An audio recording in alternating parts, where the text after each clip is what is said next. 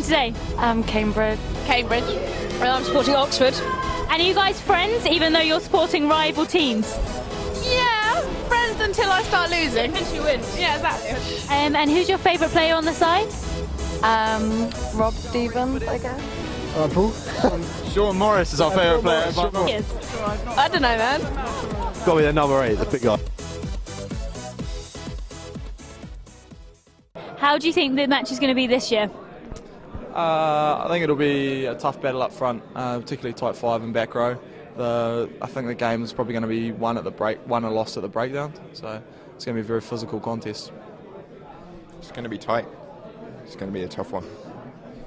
And so, when you got the knock, were you expecting it? Obviously, because you played last year, was it like a safe bet that you guys would be selected, or was it a shock when you got the knock? I don't think you can ever take selection for a varsity match for granted. There are a couple of guys that started last year that didn't get the nod to start this year. So in that sense, no, I don't think you can ever take it for granted. So it's pretty big. And we're here today with Alistair Hignell, an ex-Cambridge Blue.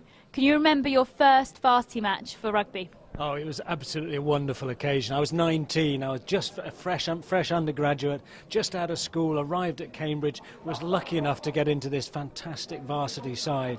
And, you know, the days leading up to the game and the announcement and so on, it seems that everybody in Cambridge is wishing you well. You know, people you went to lectures with, some of the dons sometimes, people you see in the street, they're all saying, they all know you're in the varsity side, and they're all saying good luck. And I think that was the first time it ever came to me how big an occasion this was. It was the first time I got really nervous before a big match. And then when you get here and the ritual and the tradition beforehand, the port and nuts with the president, we had the blazers, you get fitted out at Ryder and Amy's for your blazer and your cravat and your cricket jumper. It's just wonderful tradition. So how does playing in the varsity match make you feel? Fantastic. It's like a massive privilege, you know, the scope of the game and the reach of the game. Like even growing up in Australia, you hear about it and you know people who have played in it. So yeah, it's a tremendous honour, and you know, massively looking forward to it in just a week's time. It's going to be awesome. With the varsity match, how do you feel that you're going to be playing? Hopefully well. As a team, yeah, I think we're looking good, looking solid. Got a lot more chat than the other lads over there. And I think it's going to go well. How long have you been at Cambridge for? About 3 months. Feels like 3 years though, to be honest. A lot of work.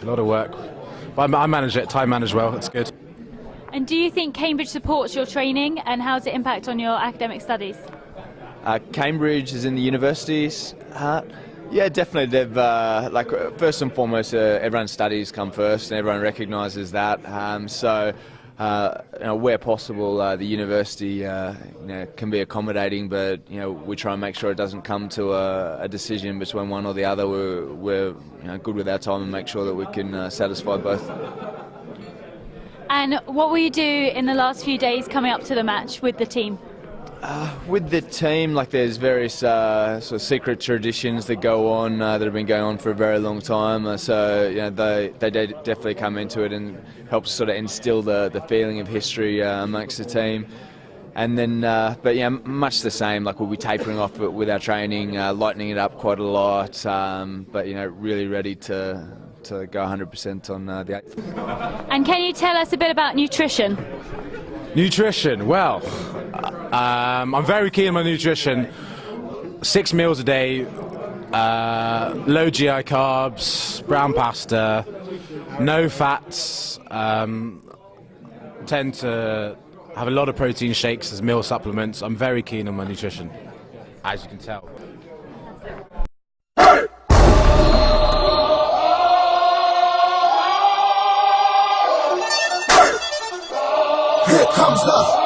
Here comes the, y'all don't really want it like that. Yeah. Here comes the, y'all don't really want it like that. Yeah. Here comes the. So what do you think were the highlights of the match today?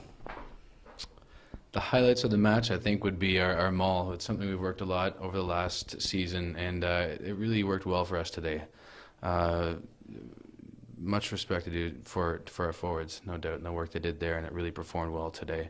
Also in the scrum, we got another penalty try from that this year, as we did last year, right in front of the sticks, which is nice to have. So despite the few extra kilograms that Oxford had in the forward pack, our pack did pretty well against them, particularly in the rolling mauls and in the scrums. And obviously the unfortunate loss. Where do you think it all went wrong? I think it was a lack of concentration. We had good shape in the first half, good energy, and for a little bit there in the second half, 10 or 15 minutes, the energy just dropped, heads dropped, and Oxford really took advantage of it. When we don't have the shape, it's tough to attack from that. So I think that's really where the game was won and lost, and from that deficit, it's hard to come back. So we're here with Tom O'Toole, voted by the spectators as man of the match. How do you think the game went today, Tom? Obviously bitterly disappointed with the defeat. It was just one of those games where we just couldn't sort of get a stranglehold on it. They, in the second half especially, we just couldn't get any good clean ball. And obviously without the ball you can't score points. And win or lose, can you sum up your year as captain? I think it really comes down to the guys. I can't remember a team that I've played for where we've had the same vibe and the same cohesion amongst the players. So I think good friends would be a good way to summarize it. It's really unfortunate that we didn't finish off the way we wanted to, because it is such a tight group of guys. We did work so hard. I've never been on a team before either where we'd finish fitness at the end of practice and everyone would want to do more. Or we'd finish practice after an hour and a half and everyone would want to go on, and the coaches would drag us off the field. So it's a pretty special team in that way. Were there any specific highlights, especially your run, that you thought were notable within the game?